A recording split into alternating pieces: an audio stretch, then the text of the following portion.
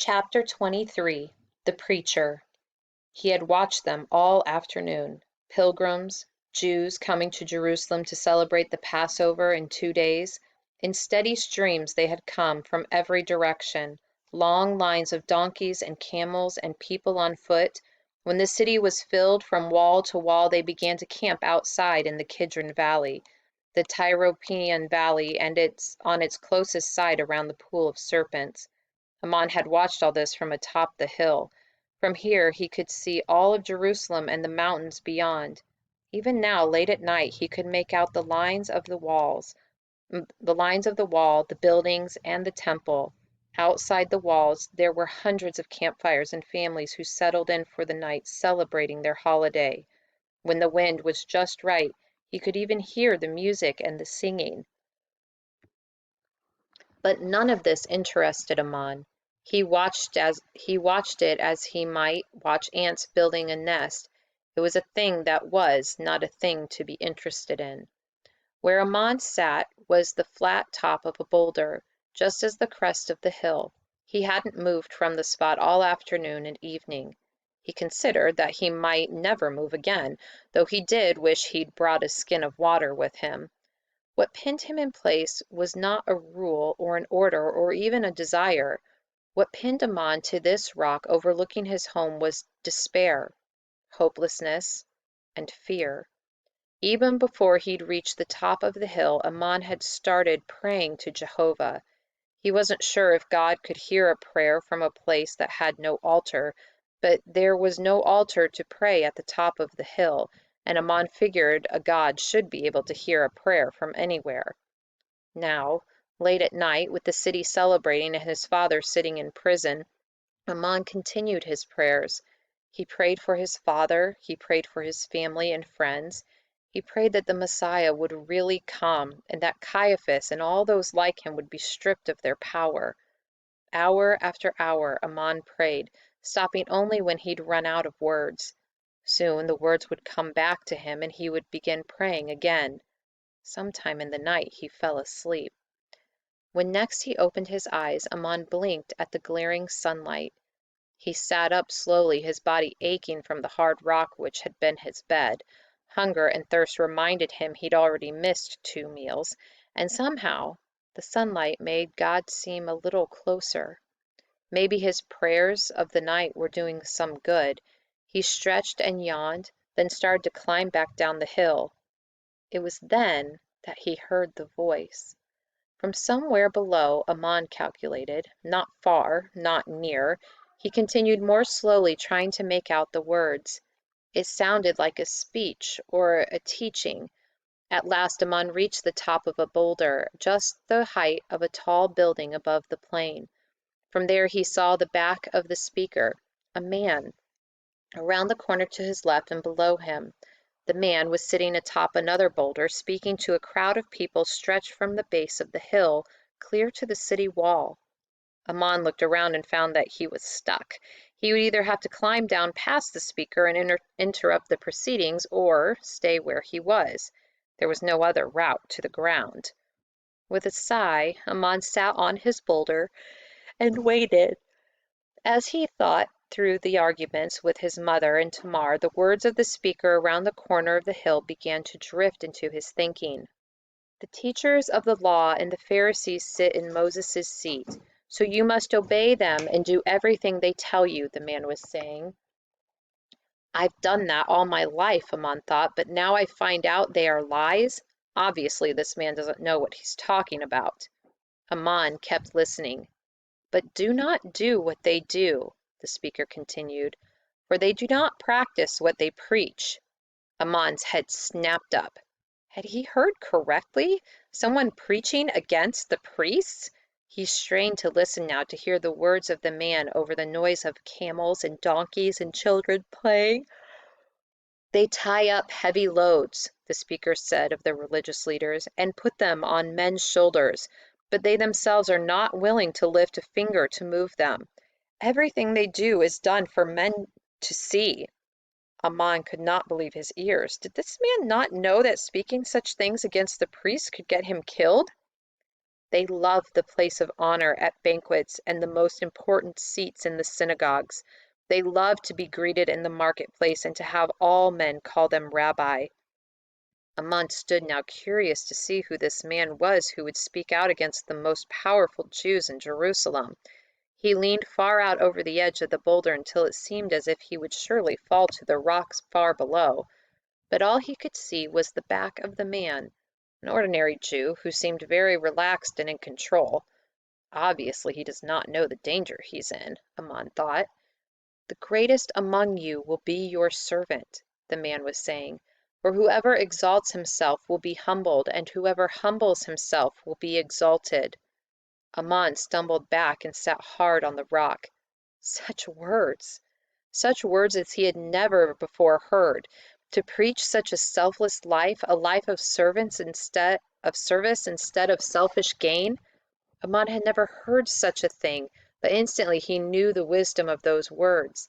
They made sense. They seemed to fit everything he'd ever thought about God. They were wise words, words that made him feel good inside. It took several minutes for Amon to organize these new thoughts in his mind, to figure out how to make them fit with all he had ever believed. But then a commotion from the other side of the hill drew his attention. Once again he stood and leaned far out over the canyon, straining to see what was happening. In a flash, he knew. A group of Sadducees and Pharisees, experts in religious law, had pushed themselves to the front of the crowd. There was anger on their faces, and Amon could tell they were there to challenge the speaker. "Very well, then," one of them shouted. "Tell us, which is the greatest commandment in the law?" Amon sucked in his breath. This was a dangerous question. There were over 600 laws, and to call any one of them greater than the others would be considered blasphemy. This alone could get a man killed. The speaker slowly stood to his feet, as if the answer to this question was a great weight, and he needed all his strength to lift it. But then he lifted his hands toward heaven as if such an answer were the lightest burden in the world. "Love the Lord your God with all your heart, and with all your soul, and with all your mind," the man said, and his words echoed across the valley.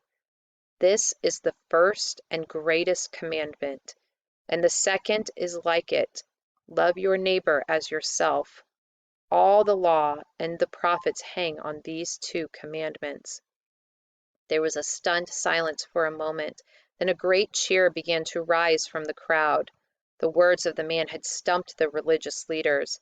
The words had turned their question from a trap to a celebration. The words were perfect. The Sadducees and the Pharisees stood scowling for a moment, then turned and stomped away. Atop his own boulder, Amon jumped and clapped and shouted with glee as if his team had just won the donkey chase. After a few moments, the noise of the crowd died down and Amon leaned out to watch again. The speaker was still standing with his hands and face turned toward heaven. As the crowd hushed, he spoke. "The hour has come for the Son of Man to be glorified," he said in a strong but weary voice. "I tell you the truth. Unless a kernel of wheat falls to the ground and dies, it remains only a single seed. But if it dies, it produces many seeds. The man who loves his life will lose it, while the man who hates his life in this world will keep it for eternal life." The speaker lowered his arms. Looking out across the crowd below him, he continued, "Whoever serves me must follow me, and where I am my servant will also be. My Father will honor the one who serves me." The man took a deep breath and let it out, as if he once again carried a heavy burden. "Now my heart is troubled," he continued, and Amon strained to hear the softer words. "And what shall I say? Father, save me from this hour?" The preacher began to pace and shook his head slowly. "No, it was for this very reason I came to this hour." Suddenly the man thrust his hands toward heaven once again and shouted in a loud voice, "Father, glorify your name." At that moment the clear blue skies rumbled with thunder such as Amon had never heard. Then a voice that seemed to come from everywhere and from nowhere filled the sky. "I have glorified it," the booming voice said, "and will glorify it again." Amon saw many of the people in the valley fall backward in fear as if the voice would strike them dead. Screams erupted, and Amon himself wasn't sure if he should shake in fear or weep for joy, for the voice he heard was not the voice of any man, he was sure. It was the voice, he was sure, of God. Slowly the shouting from below died down again. Amon's knees would no longer hold his weight, and he sat to the ground with a thud. So many thoughts were fighting for his attention that he almost missed the next words of the preacher. "This voice was for your benefit," he said, "not mine. Now is the time for judgment on this world. Now the prince of this world will be driven out. But I," he said with a promise in his voice, "when I am lifted up from the earth, I will draw all men to myself." The man continued speaking for another few moments, but Amon wasn't listening. He pieced together all that he had heard on this morning and all that he had seen. The man spoke words of truth, words that could only come from God. That the voice in the skies had come from God, he had no doubt. Therefore, Amon concluded, it could all mean only one thing. The preacher on the hill below was the Messiah. Instantly Amon knew he must follow this man, this Messiah. He would give his life for him if necessary, he decided. Amon jumped up and started down the path, ready to fall at the feet of the preacher and commit his life to him. But before he had gone 2 camel strides, Amon skidded to a stop and flattened himself against the rocks, hiding, because the crowd was shouting again, and the single word they spoke chilled Amon to the very center of his soul. "Jesus!" they were crying, reaching out to touch the preacher. "Jesus!" they sang again, as if the name alone could relieve all their sorrows and heal their pains. "Jesus!" they called again, wanting even a moment's attention from their Messiah, and at that name Amon slumped to the ground in stunned confusion. This man could not be the Messiah after all. He was just the false prophet named Jesus, just another fancy talker. An hour later the crowd had cleared and Amon climbed down the hill. He walked home slowly, thinking about all he'd heard, pushed open the door to his house and went in. Tabitha sat in a chair holding Yuri and Jaden tightly. When the 2 boys saw Amon, they both raced over and hugged him. "I thought you would never come home again," Yuri cried. Amon dropped to his knees and looked Yuri in the eye. "Why would you think I wasn't coming home?" he asked. Yuri sniffled and wiped his nose on his tunic. "Because father went away and isn't coming back, and then you went away." Amon closed his eyes in shame for a moment, then opened them and looked at his brother. "Yuri," he said, then turned to his other brother, "and you too, Jaden, listen to me. I am going to bring father home if I have to fight the entire Roman legion all by myself to do it, and no matter what, I am always coming home." Yuri sniffed again. "Promise?" "It is a covenant I shall keep forever," Amon said. Then turning once again to Jaden, he said, "Go now, take Yuri outside to play a game of snake climber." Jaden eyed his older brother for a moment, then understood that Amon wanted to be alone with their mother. "Yes, brother," he obeyed. When the 2 younger boys had left the house, Amon fell to his knees beside his mother. "Mother, forgive me for my behavior yesterday. I acted like a spoiled child." Tabitha pulled her son's head onto her lap and stroked his hair. "There is nothing to forgive," she said softly. "This is a very difficult week."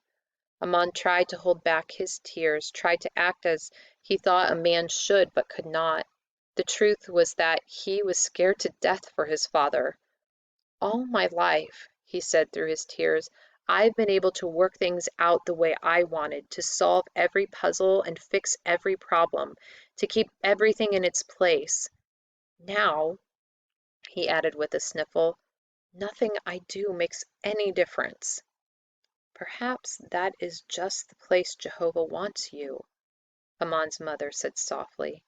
Perhaps he wants you to understand that it is your faith, not your abilities, that will save your father. Amon looked up at his mother. How do you stay so calm? He asked. For days you have worked around the house and acted as if nothing is wrong. How can you keep making meals and cleaning the house while father sits in prison waiting to be crucified? Tabitha took a long moment before answering. Because my faith is in Jehovah, she said at last. I do not know what Jehovah will do, but I do know that he is in control. I have seen his hand at work too many times in my life to give up on him now. I must have faith that he will care for us and for your father, no matter what. Amon searched her eyes for a moment to see if she truly believed this or if she was just trying to make him feel better. Finally, he decided that she did indeed have such wonderful faith in God. Besides, she said, have you noticed how many meals I've cooked? Amon looked around the house and only then noticed that there were stacks of bread and bowls of stew and dishes of parched wheat everywhere, and at that he laughed. You have enough food here to feed all the Passover guests in Jerusalem, he laughed. Tabitha laughed too. It is the way Jehovah has given me to keep my mind busy, she said. Then she turned serious again. To keep me from thinking of other things. Amon nodded his understanding. Then his mother said one more thing. I believe there is someone else you need to apologize to, she said, and Amon knew she was right about that as well. It took half the afternoon for Amon to find Tamar and Benjamin amongst the crowds in Jerusalem. They were watching a fire eater as they themselves ate a honey-covered pastry. Tamar quickly accepted Amon's apology. Then the three found a quiet back alley to talk and make plans. I think you should go to Cornelius again, Tamar said. Me too, Benjamin echoed as he banged two broken pieces of brick together. Cornelius already tried, Amon sighed, and I hate to ask him to put himself in more danger. I don't think that's fair. Me neither, Benjamin said. Then I think you need to go talk to Caiaphas again and plead for your father's life. Me too, Benjamin said, pulling another broken piece of brick from the crumbling wall behind them. Maybe, Amon said, but I don't think he's going to start being reasonable all of a sudden. Me neither, Benjamin said, piling the bricks atop each other. Amon looked at his younger friend and said, Benjamin, what are you doing? Benjamin looked up in surprise. Me too, he said. Amon and Tamar broke into laughter. Then Amon noticed the hole Benjamin had been enlarging in the wall. He was just starting to get the first seeds of an idea when Tamar hissed, Amon, look! Amon looked to where she pointed and saw two priests and a man coming out the back door of an inn. All three looked carefully up and down the alleyway, obviously not wanting to be seen. What causes this? Amon asked, wondering why Tamar was so interested in the three. That man in the middle, Tamar whispered. The one between the two priests? That is one of the disciples of Jesus. Amon watched, curious as to why a disciple of the man he had heard speak that morning would be skulking about Lower Jerusalem with two priests. What is his name? Amon asked. When Tamar finally answered, her voice was filled with disgust.